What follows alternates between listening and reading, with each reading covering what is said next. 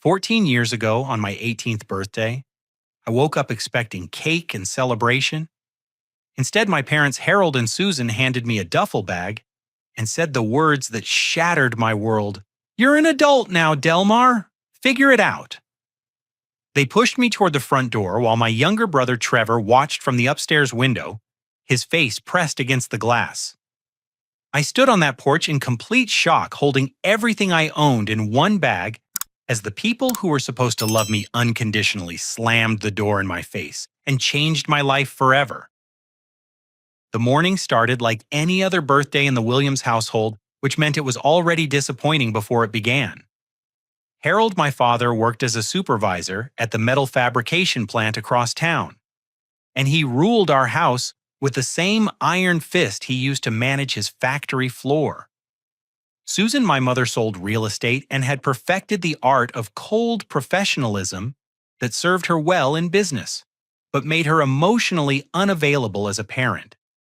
They had always made it clear that Trevor, 2 years younger than me, was their golden child, while I was merely an obligation they tolerated. I came downstairs that Tuesday morning expecting at least some acknowledgement of my birthday, maybe even the chocolate cake Susan used to make for Trevor's special days. Instead, I found my parents sitting at the kitchen table with serious expressions and a packed duffel bag sitting by the back door. The sight of that bag made my stomach drop, but I couldn't have imagined what was coming next. "Sit down, Delmar," Harold said, without looking up from his coffee. His voice carried that familiar tone of barely contained irritation that I had grown accustomed to over the years. Susan kept her eyes focused on some real estate listings spread across the table as if this was just another business transaction. "Happy birthday to me, I guess," I said, trying to inject some humor into the tense atmosphere. Neither of them smiled. "You're 18 now," Susan said finally, looking up with those cold blue eyes that had never shown me warmth. "That makes you a legal adult. We've done our job raising you, and now it's time for you to take responsibility for your own life." I stared at them, waiting for the punchline or the reveal that this was some kind of twisted birthday surprise. It never came. Harold stood up and gestured toward the duffel bag. "We packed some clothes and essentials. You've got until noon to clear out your room of anything else you want to keep, but remember, you'll need to carry it yourself." The words hit me like physical blows. "You're kicking me out today on my birthday." "We're helping you become independent," Susan corrected with the same tone she used when explaining property values to difficult clients. "You graduated high school last month, and you're legally an adult. It's time you learned to stand on your own 2 feet. I looked around the kitchen where I'd eaten breakfast for 18 years, at the family photos on the refrigerator that included me, but somehow never seemed to feature me prominently, at the calendar on the wall where Susan had marked Trevor's baseball games and school events but never bothered to note anything important to me. "What about college?" I asked, my voice cracking despite my efforts to stay composed. "We talked about community college, and I was going to work part-time to help pay for it." Harold laughed, but there was no humor in it. "Son, we've been supporting you for 18 years. We've got Trevor's future to think about now, and frankly, we've done enough. You're smart enough and capable enough to figure things out on your own." As if summoned by the mention of his name, Trevor appeared in the kitchen doorway. At 16, he had already surpassed me in height and shared Harold's broad shoulders and Susan's sharp features. He looked between our parents and me with an expression I couldn't quite read. "What's happening?" Trevor asked, though something in his voice suggested he already knew. "Your brother is moving out today," Susan explained matter-of-factly. "He's starting his adult life." Trevor's eyes widened slightly, but he didn't protest or ask them to reconsider.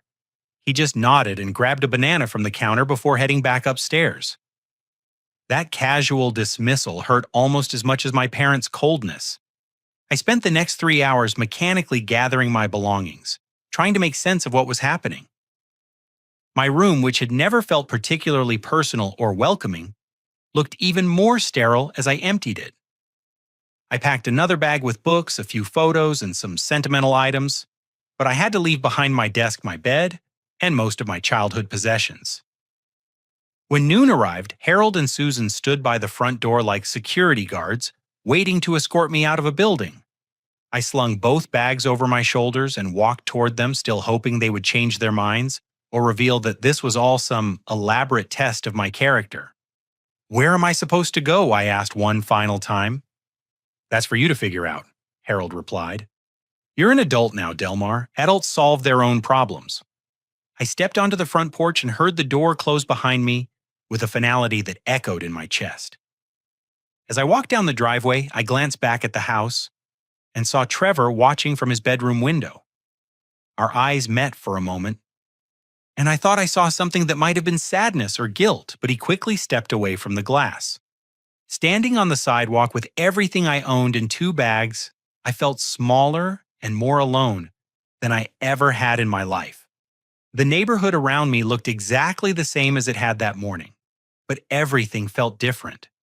I was no longer a resident of Maple Street. I was just a homeless teenager with nowhere to go. The first twist in this nightmare came 2 days later, when I was sitting in the public library using their computers to search for jobs and apartments I couldn't afford. Mrs. Patterson, our elderly neighbor who had lived next door for as long as I could remember, approached me with a concerned expression. "Delmar, honey, I was so sorry to hear about your troubles," she said, settling into the chair beside me. "I saw what happened Tuesday and I've been worried sick about you." I appreciated her concern, but I was too embarrassed to discuss the details of my situation. "I'm doing okay, Mrs. Patterson. Just trying to figure out my next steps." She studied my face with the shrewd eyes of someone who had lived through 8 decades of human behavior. "Honey, I need to tell you something that might be hard to hear. I saw your parents loading up donation trucks 3 weeks ago. Big trucks from Goodwill and the Salvation Army.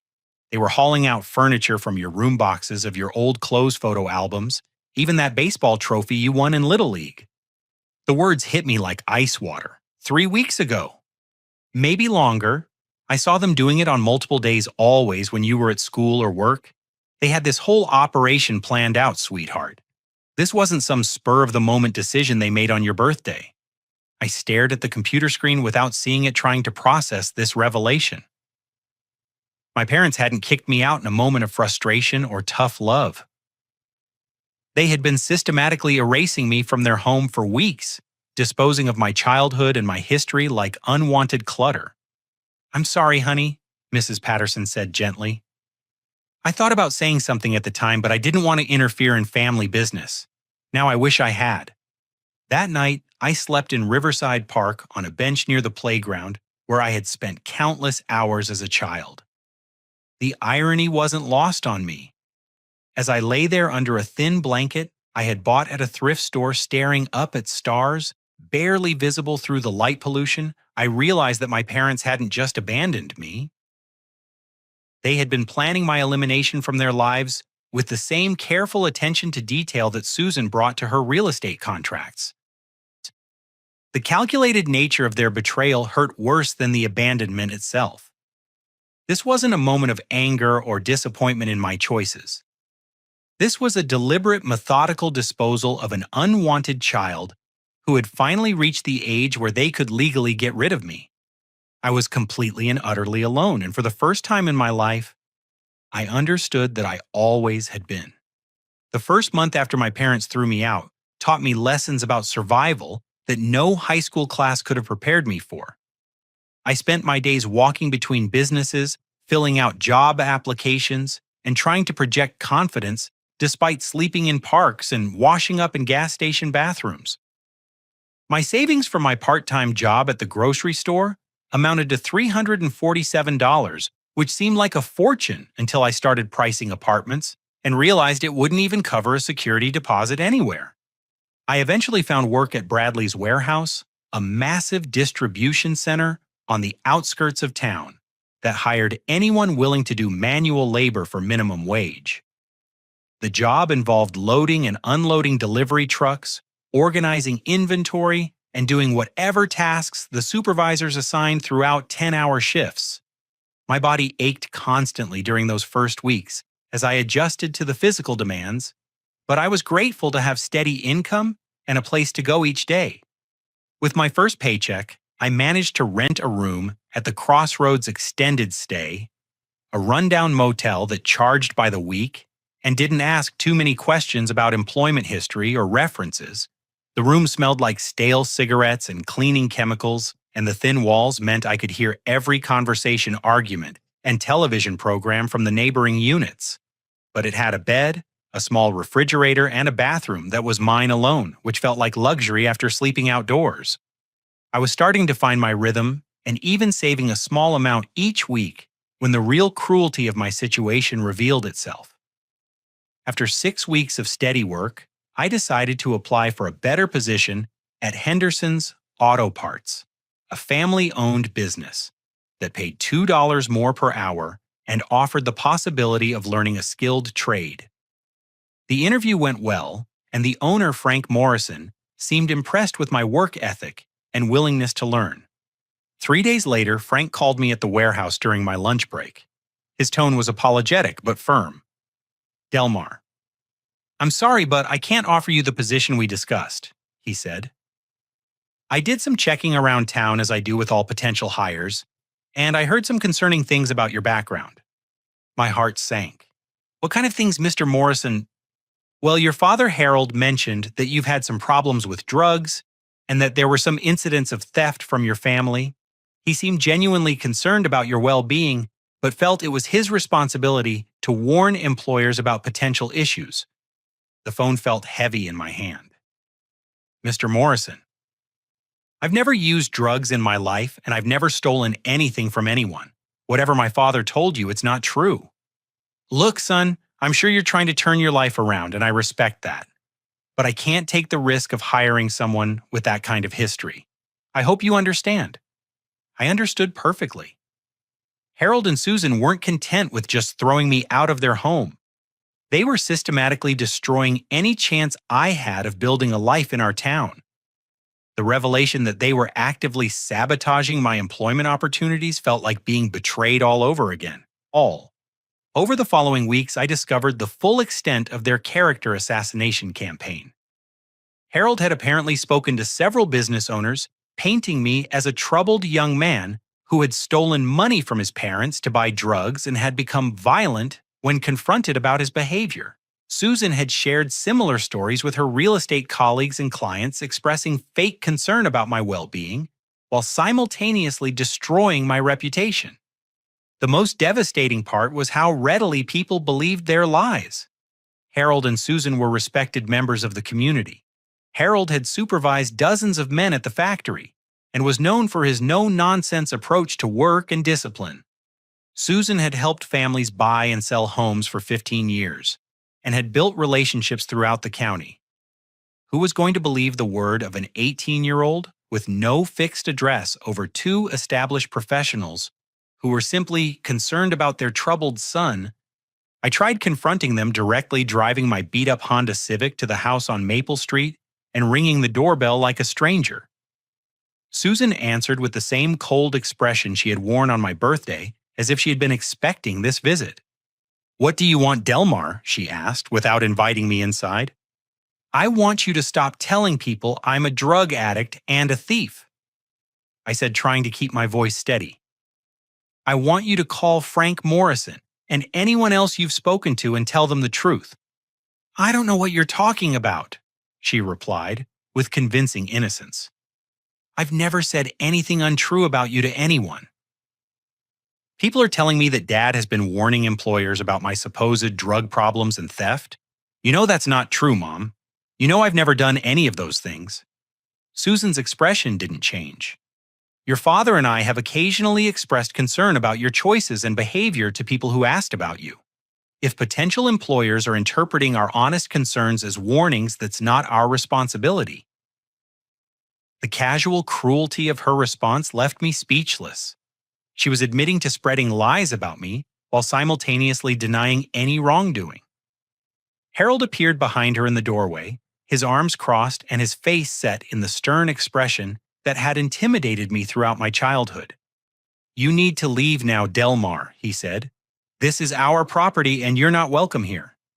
"I just want you to stop lying about me," I pleaded. "I'm trying to build a life and you're making it impossible." "We've told people the truth about your behavior," Harold replied. If that's causing you problems, maybe you should examine your choices instead of blaming others. They closed the door without another word, leaving me standing on the porch where my journey into homelessness had begun. As I walked back to my car, I saw Trevor watching from the same upstairs window.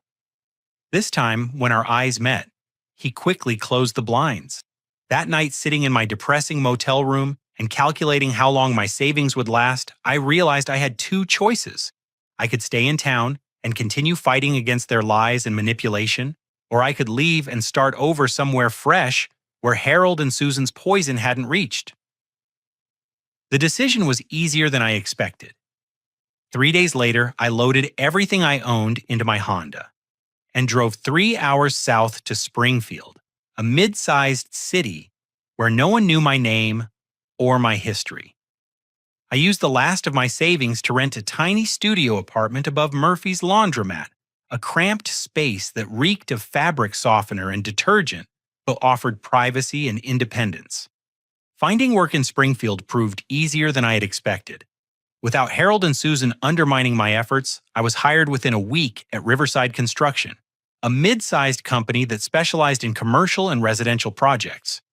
The job paid better than the warehouse work and offered opportunities to learn useful skills like carpentry, electrical work, and plumbing. My supervisor was a weathered man named Ray Hendricks, who owned the company and had been building things for 30 years. Ray had the kind of practical intelligence that comes from decades of solving problems with his hands, and he seemed to recognize something in me that others had missed. He was patient with my inexperience, but demanding when it came to quality and safety. Construction work will teach you everything you need to know about life, Ray told me during my first week. You learn to plan ahead, work hard, solve problems, and take pride in what you build.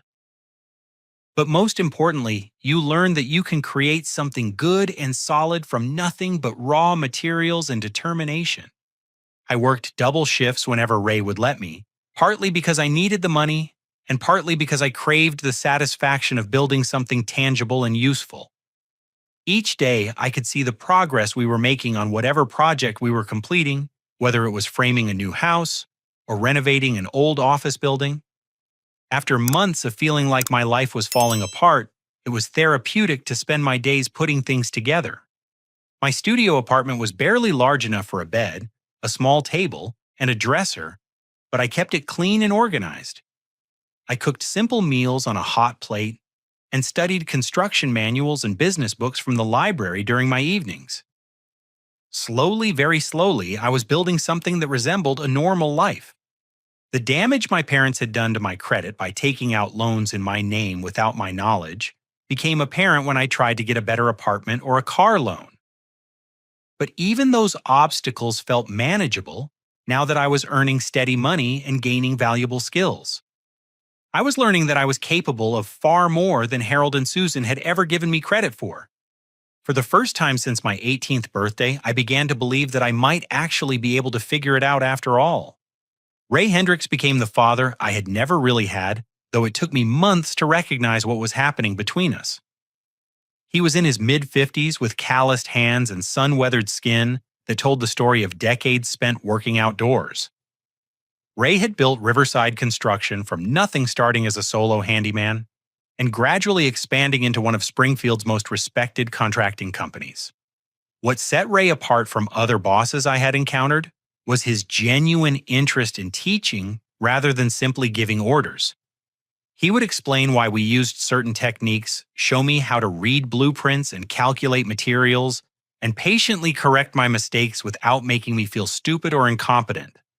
Most people think construction is just about muscle and sweat, Ray said one afternoon as we were installing kitchen cabinets in a house renovation. But the best builders are thinkers. You've got to see 3 steps ahead, anticipate problems, and understand how every piece fits into the bigger picture. I absorbed everything he taught me like a sponge. During lunch breaks, Ray would quiz me about different aspects of the trade, challenging me to explain how electrical systems worked or how to calculate the load-bearing requirements for a deck. He lent me books about business management, project planning, and customer service. and we would discuss what I had read during our drives to job sites. 6 months into my employment at Riverside, Ray began giving me more responsibility. He would send me to meet with clients, supervise small crews on minor projects, and handle the ordering of materials and equipment. I discovered that I had a natural talent for seeing potential in damaged or outdated properties and calculating what it would cost to transform them into something beautiful and functional. The revelation of Ray's true intentions came on a Friday evening in late autumn. We had just finished a major renovation project, turning a run-down Victorian house into a stunning family home, and Ray suggested we grab dinner to celebrate. Over burgers and beer at Mickey's Tavern, Ray began sharing stories about his own background that he had never mentioned before. "I grew up in a house where I was never good enough," Ray said, staring into his beer. "My old man was a mean drunk who saw me as competition rather than a son. My mother was too scared of him to stand up for me or my sister. The day I turned 17, I lied about my age and joined the army just to get away from them. I listened in fascination as Ray described years of moving from place to place, learning construction skills while stationed at various military bases, and eventually settling in Springfield after his discharge. He had started his business with nothing but a pickup truck and a toolbox, sleeping in the truck during his first months while he built up enough clientele to afford rent. The reason I'm telling you this," Ray said, looking directly at me, "is because I recognize something in you that I saw in myself at your age. You've got intelligence, work ethic, and integrity, but you also carry yourself like someone who's been told he doesn't matter. I've been watching you for months, Delmar, and I know you're capable of far more than you realize." The conversation took an unexpected turn when Ray revealed that he had been deliberately testing me throughout my employment. He had given me increasingly complex projects and responsibilities to see how I would handle pressure, authority, and independence. He had sent me to deal with difficult customers, to assess my communication skills and professionalism. He had even asked other contractors and suppliers about their interactions with me to gauge my reputation in the industry. "Every test you've passed with flying colors," Ray continued. "You show up early, work hard, treat people with respect, and you're constantly trying to learn and improve. More importantly, you've got the kind of character that can't be taught. You're honest, reliable, and you care about doing quality work." What came next changed the trajectory of my life completely. Ray explained that he was considering expanding Riverside construction into residential renovation and property flipping, but he needed a partner who could handle the business side while he focused on the construction aspects. He offered me a partnership deal that included covering my tuition for night classes in business management and real estate, along with a substantial increase in salary and a percentage of profits from future projects. "I need someone I can trust completely," Ray said. "Someone who understands that our reputation is built on every job we complete and every customer we serve. I think you could be that person, but I want you to think about it carefully before you give me an answer."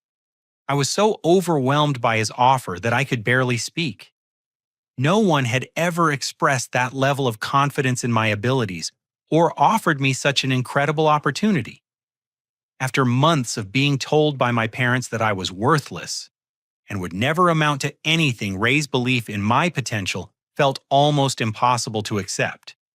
Over the following weeks, I threw myself into learning everything I could about business operations, real estate markets, and project management.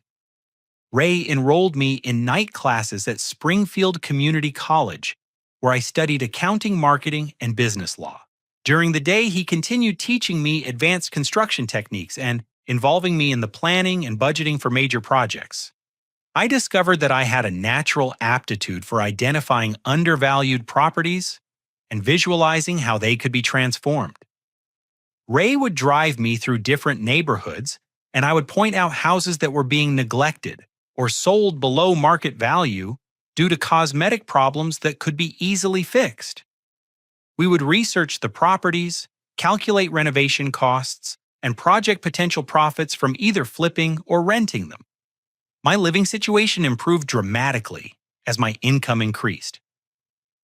I moved from the studio above the laundromat to a comfortable one-bedroom apartment in a decent neighborhood. I bought a reliable used truck that I needed for work and started building a savings account for the first time in my life. Most importantly, I began developing the kind of confidence that comes from being valued and respected by someone whose opinion matters. Ray's mentorship extended beyond professional development. He included me in family dinners with his wife, Carol, and their adult children, giving me a glimpse of what a healthy family relationship looked like. He remembered my birthday and celebrated my achievements in college courses. He offered advice about personal finances, relationships, and life decisions without being preachy or condescending.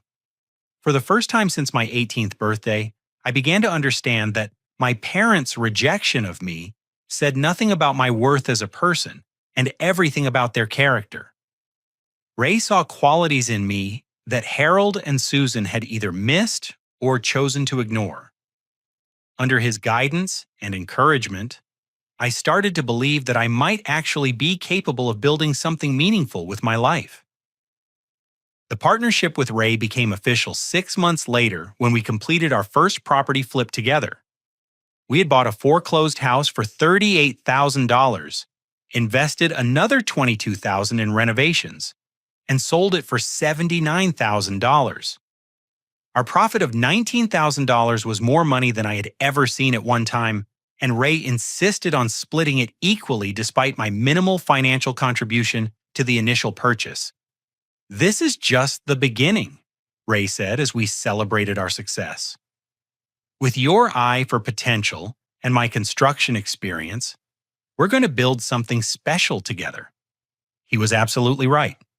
5 years after Ray offered me that life-changing partnership, Riverside Construction had become one of the most successful renovation and investment companies in central Missouri. We had completed over 60 property flips, accumulated a portfolio of rental properties that generated steady monthly income, and built a reputation for quality work that kept us booked months in advance. My transformation during those years was remarkable even to me. I had earned my associate degree in business management, while working full-time developed expertise in construction techniques and project management, and learned to navigate the complexities of real estate investment. More importantly, I had gained the confidence that comes from proving to yourself that you can overcome devastating setbacks and build something meaningful from nothing. Ray and I had developed a system that maximized our respective strengths.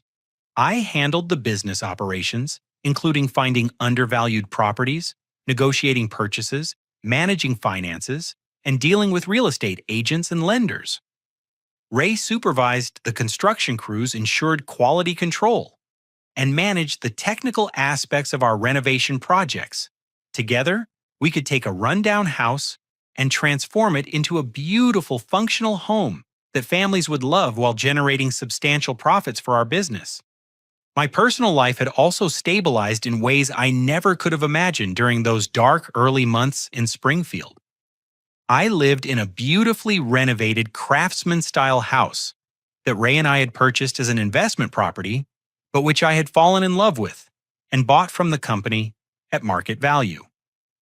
The house featured original hardwood floors, restored crown molding, and a kitchen that I had designed and installed myself. It was the first place that had ever truly felt like home to me. I had been dating Ashley Martinez for 8 months, a relationship that had developed slowly from friendship into something deeper and more meaningful than I had experienced before. Ashley worked as a nurse at Springfield General Hospital and brought a stability and warmth to my life that I cherished. She appreciated my work ethic and ambition, but also helped me remember to enjoy the success I was building, rather than constantly focusing on the next project or goal. "You work like you're still that scared 18-year-old living in a motel room," Ashley had said to me recently. "But you're not that person anymore, Delmar. You've built something amazing, and you deserve to enjoy it." She was right, but old habits and insecurities die hard. I still saved aggressively and lived below my means, partly from practical financial planning, but partly from the fear that everything I had built could disappear as suddenly as my family had abandoned me. Ray often teased me about my reluctance to spend money on myself, but he understood the psychology behind it better than anyone. The success of our business had attracted attention throughout the region. We were featured in local newspapers and business magazines, highlighting our innovative approach to property renovation and our contributions to neighborhood revitalization. I had been invited to speak at real estate investment seminars and had developed a network of contacts that included other contractors, real estate agents, lenders, and city officials. Our latest project was our most ambitious, yet the renovation of an entire city block of Victorian houses that had been abandoned for years. The city had offered us an incentive package to tackle the project, recognizing that our work would revitalize the neighborhood and attract other investment. The scale of the undertaking required us to hire additional crews and coordinate with multiple subcontractors, but the potential profits were substantial.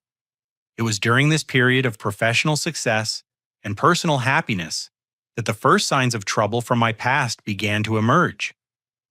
The revelation came through an unexpected source. Ashley's cousin, Maria, who had moved to Springfield from my hometown of Cedar Falls for a teaching job. I had the strangest encounter last weekend. Ashley told me over dinner at our favorite restaurant. Maria went to visit some friends back in Cedar Falls, and she ran into your brother at a sports bar. She mentioned that she knew you, and he started asking all these detailed questions about your business and how well you were doing. The mention of Trevor made me pause. I hadn't spoken to anyone from my family since that horrible confrontation on their front porch 7 years earlier. As far as I was concerned, Harold, Susan, and Trevor were strangers who happened to share my last name. What kind of questions? I asked, though something in my gut already suspected the answer would be troubling. Specific questions about your house, your business, how much money you were making. Maria said it felt weird, like he was gathering intelligence rather than just making conversation. She got the impression he already knew quite a bit about your success. A chill ran down my spine as I processed this information. Trevor had never shown any interest in maintaining a relationship with me after my parents threw me out. His sudden curiosity about my financial situation and business success suggested something more calculated than casual brotherly interest.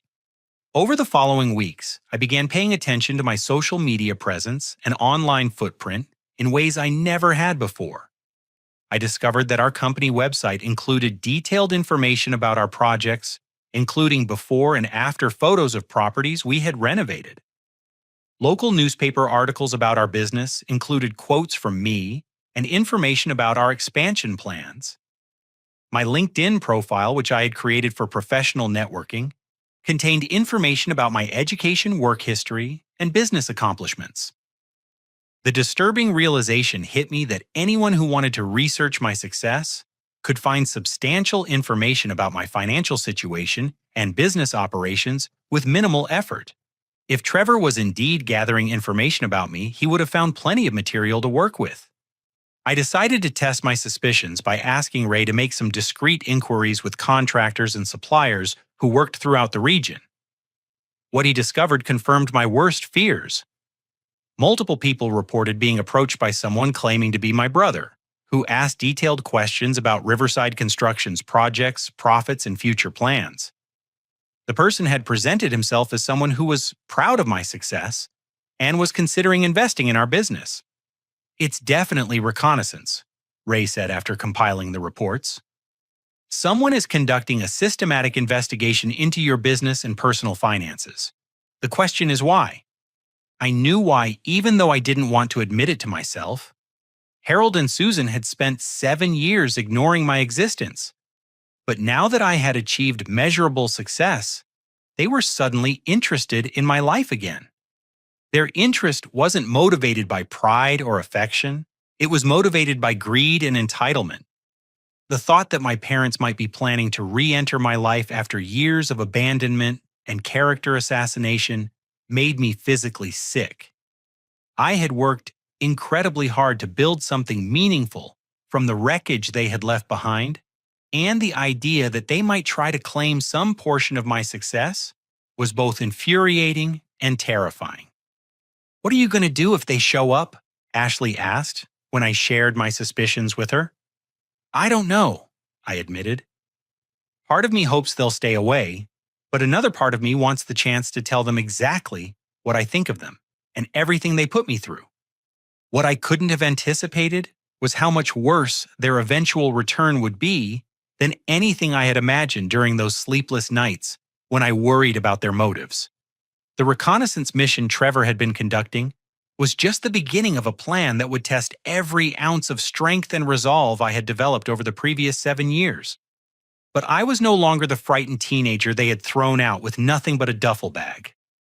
I had allies, now resources, and most importantly, the kind of confidence that comes from proving to yourself that you can overcome anything life throws at you. When Harold and Susan finally made their move, I would be ready for them. The confrontation I had been dreading arrived on a crisp Saturday morning in October. I was in my workshop behind the house restoring an antique oak table that Ashley and I had found at a flea market when I heard car doors slamming in my driveway. Through the workshop window, I saw Harold's silver Ford pickup truck and Susan's white BMW sedan vehicles I recognized despite the years that had passed. My hands trembled slightly as I set down my sandpaper and walked toward the front of the house. 7 years had passed since I had seen my parents, and I wasn't prepared for the emotional impact of their physical presence in my space. They looked older, of course, but they carried themselves with the same arrogance and self-righteousness that had characterized their treatment of me throughout my childhood. Trevor emerged from the passenger seat of Harold's truck, and I was struck by how much he had changed. At 23, he was taller and broader than I remembered, but he moved with an entitled swagger that reminded me uncomfortably of Harold in his younger days. He surveyed my property with obvious assessment, taking in the restored Victorian house, the landscaped yard, and the quality vehicles parked in the driveway. I met them on my front porch, deliberately positioning myself to block their access to my front door. The symbolism wasn't lost on me. They had once stood in their doorway to keep me out, and now I was standing in mine to keep them out. "Well, look at this," Harold said, gesturing broadly at my house and yard. "Our boy Delmar has done quite well for himself." The casual possessiveness in his voice made my jaw clench. "What do you want?" Susan stepped forward with a smile that didn't reach her eyes. "Is that any way to greet your family?" "We're proud of what you've accomplished, honey. You've built something really impressive here. We heard about your business success." Trevor added, his voice carrying a tone I couldn't quite identify. "The whole town's talking about how well you're doing down here in Springfield." I studied their faces, searching for any sign of genuine emotion or remorse for the way they had treated me. What I saw instead was calculation and determination, the expressions of people who had come here with a specific agenda. "You still haven't answered my question," I said. "What do you want?" Harold cleared his throat and assumed the authoritative tone he had used throughout my childhood when delivering pronouncements that weren't open to discussion. "We want to talk to you about family responsibilities and making sure everyone is taken care of properly." "Family responsibilities," I repeated slowly. That's interesting coming from people who threw me out with one bag and told the whole town I was a drug addict and a thief. "Now, Delmar," Susan said in her practiced real estate agent voice, "we know there were some misunderstandings in the past, but we're here to move forward as a family. We've always believed that family comes first, and we think it's time to make sure everyone benefits from the success that's been achieved." The euphemisms and careful language they were using told me everything I needed to know about their intentions. This wasn't about reconciliation or family bonding. This was about money and what they believed they were entitled to claim from the life I had built without them. "Let me be very clear," I said, my voice steady despite the anger building in my chest.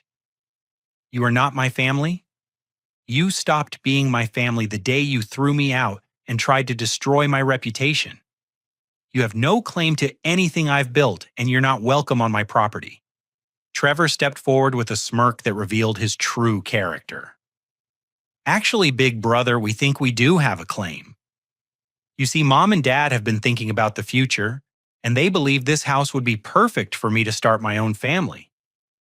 You're doing well enough that you could afford to buy something else, and it would mean a lot to the family if you made that gesture. The audacity of their demand left me temporarily speechless. They weren't asking for money or a loan. They were demanding that I give Trevor my house, the home I had purchased and renovated with money I had earned through years of hard work. "You're out of your minds," I said when I found my voice. "This is my house, which I bought with my own money, and I'm not giving it to anyone." Harold's expression hardened into the intimidating scowl that had frightened me as a child, but now just looked pathetic and manipulative. "Son, you need to think carefully about what family means.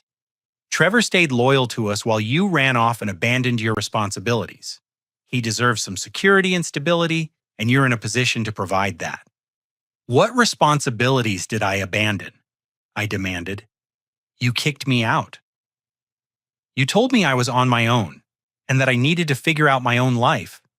We helped you become independent and self-sufficient," Susan replied with breathtaking hypocrisy. "And now that you've achieved success, we think it's appropriate for you to help your brother achieve the same kind of stability."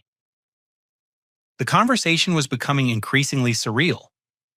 They were rewriting history in real time, transforming their abandonment and abuse into some kind of gift they had given me. Their entitlement was so complete and so shameless that I wondered if they actually believed their own lies. But Trevor's next words revealed the true scope of their planning and the depth of their entitlement. "The truth is, Delmar, Mom, and Dad already promised me this house months ago," Trevor said, with a satisfied smile. "We've been watching your success from a distance, and we decided that since I'm the son who stayed loyal and supportive, I should inherit the benefits of what the family has achieved." "What the family has achieved?" I repeated incredulously. "I built this life completely on my own, with no help from any of you." "Family is family," Harold said with finality, "and family takes care of family. You can afford to buy another house, but Trevor is just getting started in life and needs the security that this property would provide." The final piece of their plan became clear when Susan pulled out a folder of documents from her purse. "We've actually had our attorney draw up some paperwork that would make the transfer simple and tax efficient. All you need to do is sign these documents, and Trevor can take over the mortgage and ownership." I stared at the folder in disbelief. They hadn't just decided to demand my house on a whim. They had consulted lawyers, prepared legal documents, and planned this entire operation in advance. Their sense of entitlement to the fruits of my labor was so complete that they had actually expected me to cooperate with their demands. "Get off my property," I said quietly. "Delmar, be reasonable," Susan began, but I cut her off. "Get off my property right now or I'm calling the police." Harold stepped closer to me, using his size to try to intimidate me the way he had when I was a child. "You're making a big mistake, son. We're giving you the chance to do the right thing for your family, and you're being selfish and ungrateful." I said, "Get off my property." Trevor's smirk widened as he delivered what he clearly thought was his knockout punch. "You might want to reconsider, big brother. See, Mom and Dad are in some financial trouble right now, and they owe some people who aren't very patient about getting paid back. If you don't help out the family voluntarily, we might have to explore other options for getting what we need." The threat was clear, even though it was couched in vague language. They were in debt to dangerous people, and they viewed my success as their solution. If I didn't voluntarily give them what they wanted, they were prepared to use more aggressive methods to take it. As I watched them walk back to their vehicles, Trevor turned around one final time. "We'll be in touch, Delmar. Family has a way of working things out one way or another." After they drove away, I sat on my front porch for a long time trying to process what had just happened. The people who had abandoned me, lied about me, and tried to destroy my future had returned to claim ownership of everything I had built. Their sense of entitlement was so complete that they had actually expected me to hand over my house to the brother who had watched silently while they threw me out. But what disturbed me most was Trevor's final threat and the implication that they owed money to people who might be willing to use violence to collect debts. I realized that this confrontation was just the beginning, and that my parents' desperation might make them capable of actions I had never imagined. I had spent 7 years building a life based on hard work, integrity, and the support of people who actually cared about me. Now, I was going to have to fight to protect that life from the very people who should have been celebrating my success instead of trying to steal it. The war for my independence was about to begin. And this time, I wasn't going to be the helpless teenager they had discarded. I was going to fight back with everything I had learned and everyone who had supported me along the way. The week following my parents' visit was filled with sleepless nights and careful planning. I knew they would return, and I knew their next approach would be more aggressive than their initial demand for my house. Trevor's threat about exploring other options suggested they were desperate enough to consider tactics that went beyond mere emotional manipulation. I spent that week consulting with attorneys, reviewing my business records, and researching my parents' current situation. What I discovered confirmed my worst suspicions and revealed the true scope of their financial desperation. Harold had accumulated over $70,000 in gambling debts to a network of underground bookmakers who operated throughout central Missouri. Susan had enabled his addiction by repeatedly refinancing their house and liquidating their retirement savings to cover his losses. Their current predicament was worse than I had imagined. The people Harold owed money to were not patient creditors who would accept payment plans. They were individuals who used intimidation, harassment, and violence to collect debts from people who couldn't pay through conventional means. Harold and Susan were facing the loss of their home, their savings, and potentially their physical safety if they couldn't find a way to satisfy their obligations. More disturbing was the discovery that they had already attempted to use my success as collateral for additional loans. Susan had told several lenders that I was a wealthy contractor who would guarantee my parents' debts using newspaper articles about my business as evidence of my financial resources. When those lenders contacted me directly to verify the guarantees, I learned the full extent of my parents' deception and manipulation. But the most shocking revelation came from Ray, who had been conducting his own investigation into my family's activities. Through his network of contacts in the construction industry, Ray had learned that Harold had been telling people throughout Cedar Falls that I owed him money for my upbringing and education, and that he was planning to collect that debt by claiming ownership of my assets. They're setting up a narrative, Ray explained as we sat in his office reviewing the information we had gathered. They're telling people that you're ungrateful and that they have legitimate claims to your property and business. If they can't manipulate you into giving them what they want, they're preparing to take more aggressive action. The aggressive action came sooner than expected. On Thursday evening, as I was finishing dinner with Ashley, my phone rang with a call from an unknown number. The voice on the other end was unfamiliar but carried the kind of calm menace that made my blood run cold. "Is this Delmar Williams?" the voice asked. "Who is this?" "My name is Marcus, and I represent some people who are owed money by your father. I understand that you're a successful businessman who cares about his family's well-being." The implication was clear.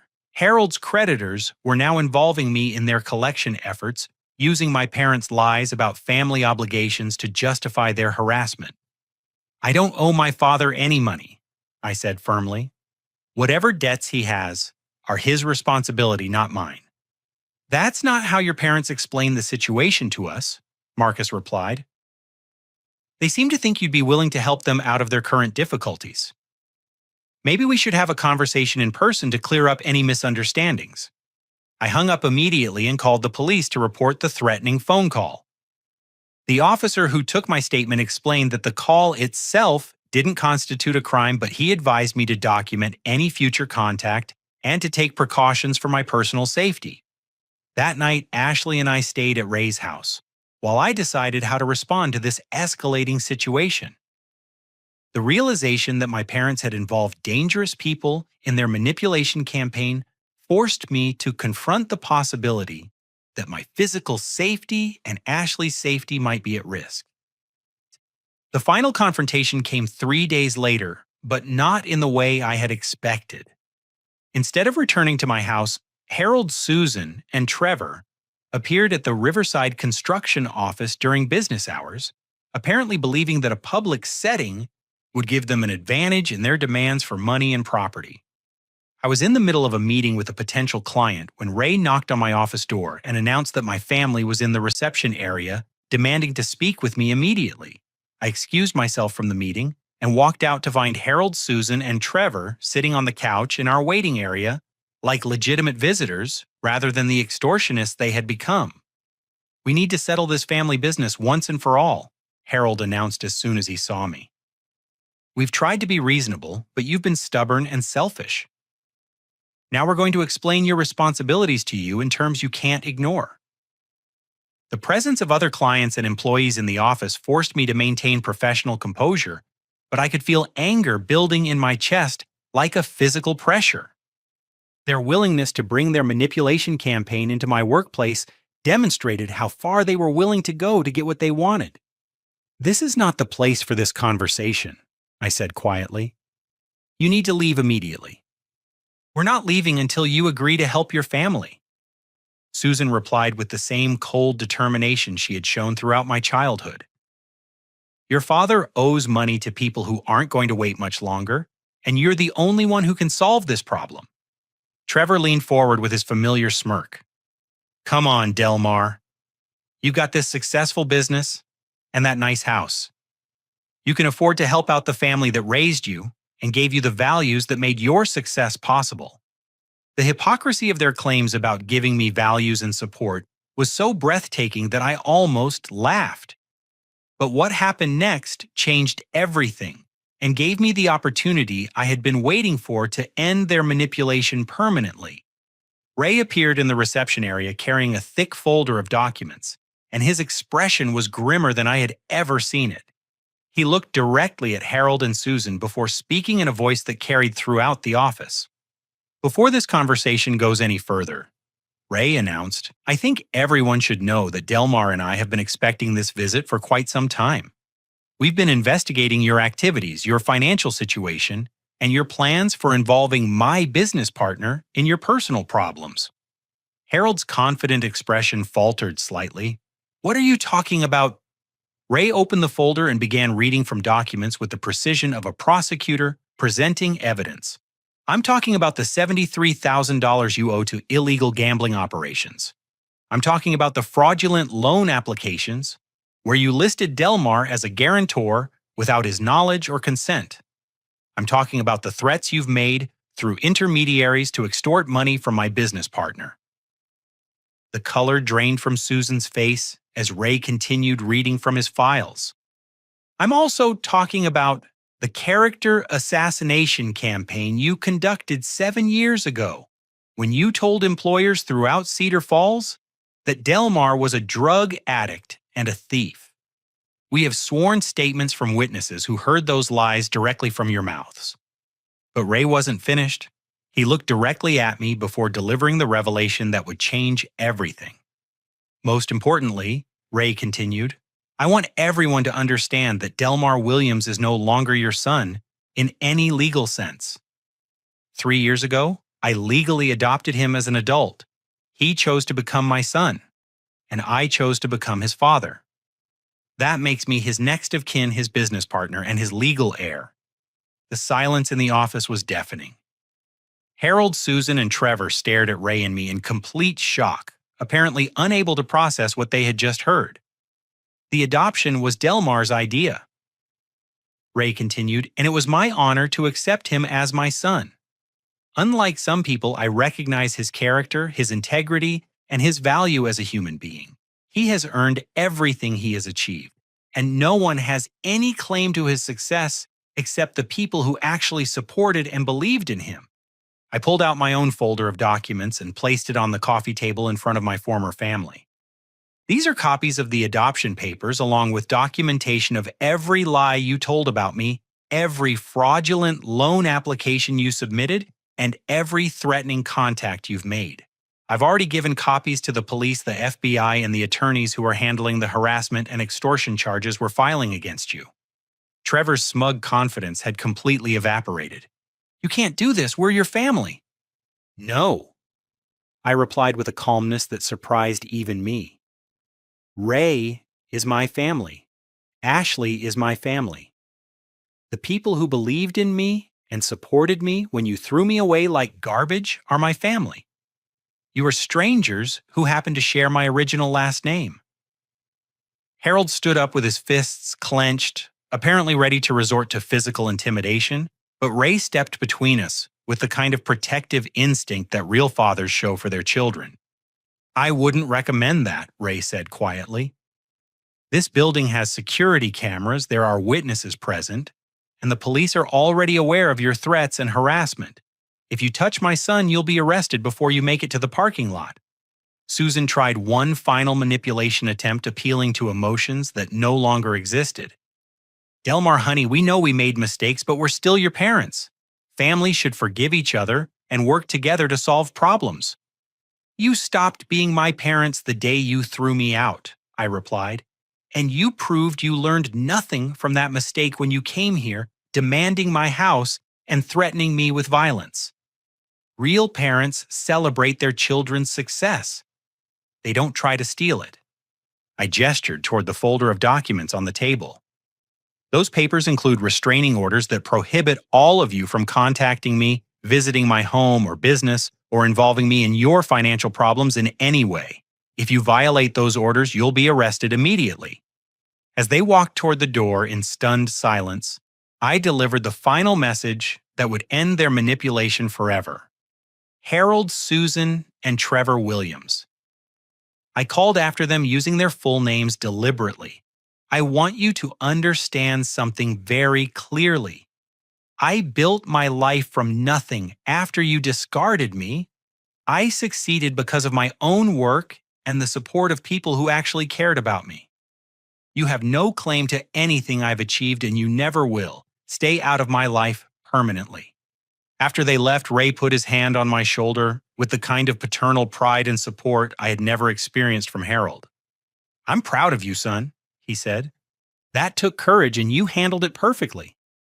For the first time in 7 years, I felt completely free from the toxic influence of the people who had given me life, but had never been my true family.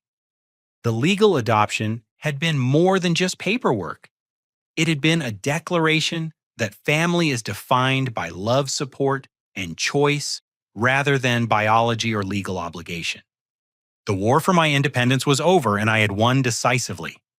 The weeks following the confrontation at my office brought a cascade of consequences that demonstrated the power of truth and preparation over manipulation and entitlement.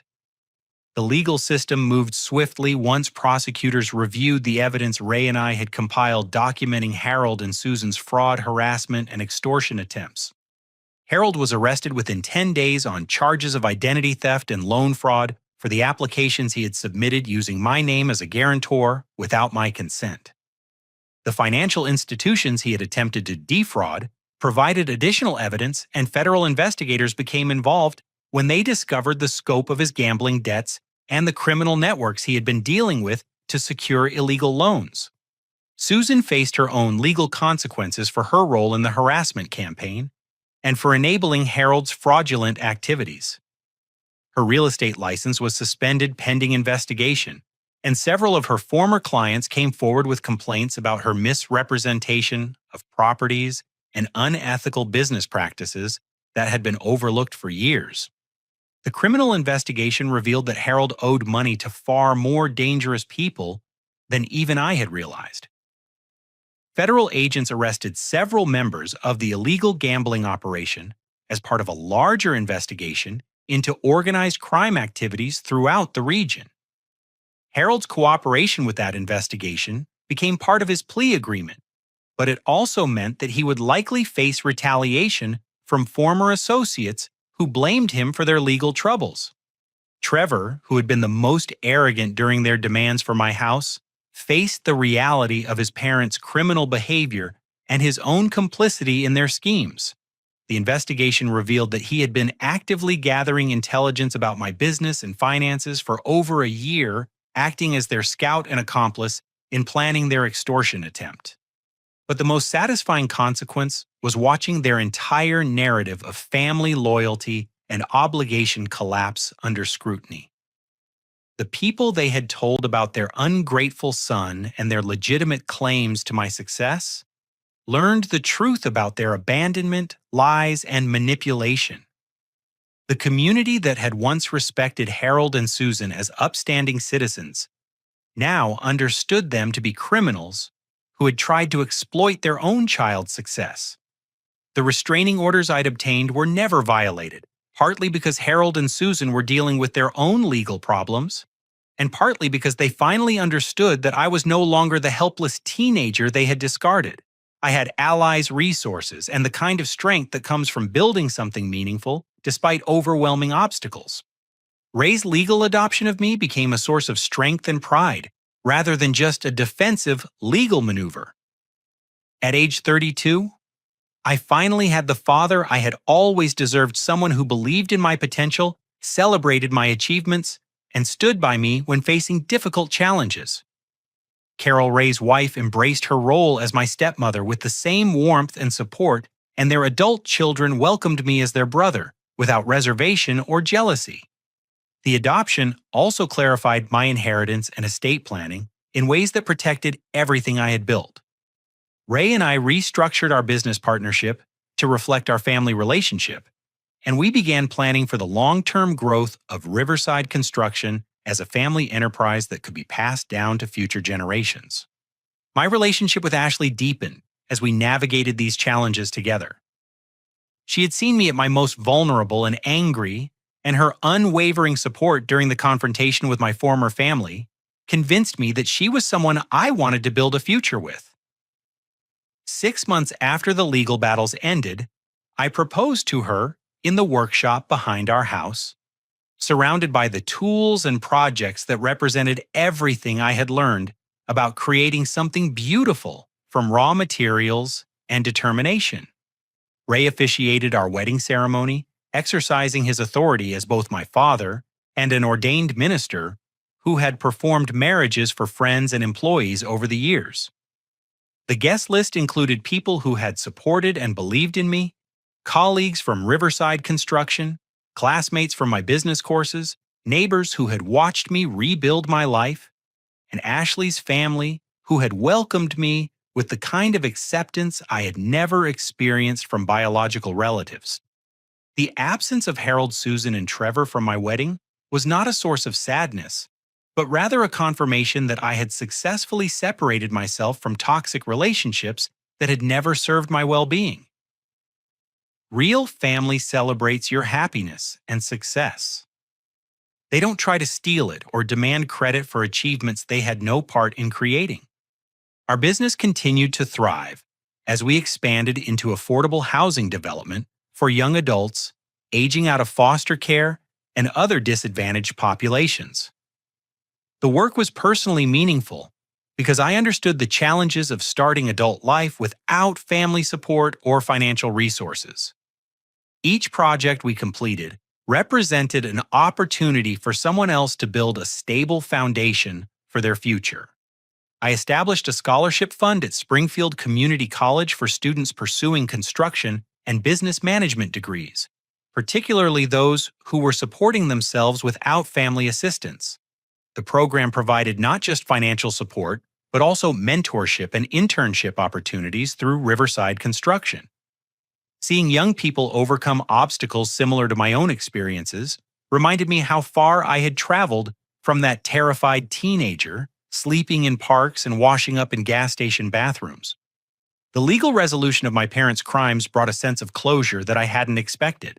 Harold was sentenced to 3 years in federal prison for fraud and conspiracy charges, while Susan received 18 months and substantial financial penalties that forced them to sell their house and liquidate their remaining assets. Trevor avoided criminal charges but faced civil liability for his role in the harassment campaign. More importantly, their convictions created a permanent legal record that validated everything I had experienced and overcome. The court proceedings documented their abandonment, their lies about my character, and their attempts to exploit my success. No one could ever again claim that I was an ungrateful son who had abandoned his family. The truth was now part of the public record. The final piece of my healing came through an unexpected source. Mrs. Patterson, the elderly neighbor who had told me about my parents planning their disposal of my belongings, contacted me through Ray to express her pride in my achievements and her regret for not intervening when I was younger. "I always knew you were a good boy who deserved better than how they treated you," she said during a phone conversation that brought tears to my eyes. "I'm so happy to see that you found people who recognize your worth and helped you build the life you deserved." Her validation meant more to me than any business success or financial achievement because it came from someone who had witnessed the entire journey from beginning to end. She had seen the scared teenager with nowhere to go, and now she was seeing the successful adult who had created a meaningful life despite overwhelming obstacles. As I reflect on the 14 years since my 18th birthday, I understand that being thrown out by Harold and Susan was actually a gift, though I couldn't recognize it at the time. Their abandonment forced me to develop independence, resilience, and the ability to recognize authentic relationships when they appeared in my life. I learned that real family is not determined by blood relations or legal documents, but by love, loyalty, and mutual support during difficult times. Ray became my father not because of adoption papers, but because he saw potential in me and invested his time, wisdom, and care in helping me develop that potential. Ashley became my life partner not because we shared a last name, but because she supported my dreams and stood by me when facing challenges. The most important lesson from my journey is that your past does not determine your future unless you allow it to. Harold and Susan tried to convince me that I was worthless and would never amount to anything, but their opinions were based on their own limitations rather than my actual capabilities. When I found people who believed in me and supported my growth, I was able to achieve things that none of us had imagined possible. Everyone deserves to be loved, supported, and believed in by the people closest to them. If your biological family cannot or will not provide that foundation, it is not a reflection of your worth as a person. Sometimes the greatest gift you can give yourself is the courage to walk away from toxic relationships and build new ones based on mutual respect and genuine care. Success is not just about financial achievement or professional recognition, though those things can be meaningful and satisfying. Real success is about building a life surrounded by people who celebrate your happiness, support your dreams, and stand by you during difficult times. It's about becoming the kind of person others can rely on and creating something positive in the world that extends beyond your own immediate needs. Today, I wake up every morning in a home filled with love and respect, surrounded by people who value me for who I am rather than what I can provide for them. I work alongside a father who taught me that integrity and hard work are their own rewards, building projects that improve communities and create opportunities for others to succeed. The scared 18-year-old who stood on that porch with one duffel bag could never have imagined the life I have built today. But every difficult step of that journey was necessary to become the man I am now. And I wouldn't change any of it because each challenge taught me something valuable about resilience, determination, and the importance of choosing your family wisely. The people who abandon you or try to exploit your success are telling you everything you need to know about their character. Listen to them, learn from that information, and then build your life around people who demonstrate through their actions that they genuinely care about your well-being. Family comes first, but real family is earned through love and loyalty, not demanded through manipulation and entitlement. Have you ever had to choose between toxic family relationships and your own well being? How did you find the strength to build new connections based on genuine care and mutual respect? I'd love to hear your thoughts and experiences in the comments below. If this story resonated with you, please give it a like and subscribe for more real life stories about overcoming challenges and building meaningful success. Share this with anyone who might need to hear that their worth isn't determined by how others choose to treat them. Thank you for listening to my journey, and I hope it reminds you that your future is always brighter than your past when you surround yourself with people who truly believe in your potential.